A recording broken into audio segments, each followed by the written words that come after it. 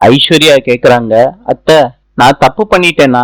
சித்ராதேவி சொல்றாங்க, என்னைய மாதிரி ஒரு கேவலமான ஜென்மம் எதுக்கு உயிரோட இருக்கணும்னு தெரியலம்மா. ஐஸ்வர்யா சொல்றாங்க, அத்தை உங்களுக்கு நான் மாத்திரம் இல்ல, இந்த குடும்பமே இருக்கு.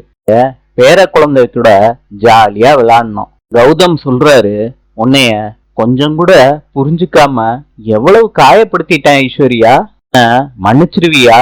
மகா பூ அலங்காரம்லாம் பண்ணிக்கிட்டு இருக்காங்க வீட்டுல. அப்ப சூர்யா மகாவோட கண்ணை பின்பக்கமா வந்து மூடுறாரு.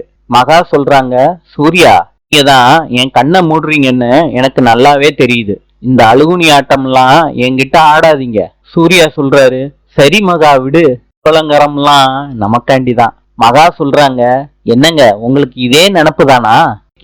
விஜய்க்கும் பிரபாவுக்கும் ஃபர்ஸ்ட் நைட், அதுக்கு தான் இந்த பூ அலங்காரம்லாம். சூர்யா மகா கிட்ட அவங்க பெட்ரூம்ல இருந்துகிட்டு சொல்றாரு, நான் எதுவும் மதிக்காம கல் நெஞ்சக்காரனா தானே இருந்தேன் இந்த வீட்டுல.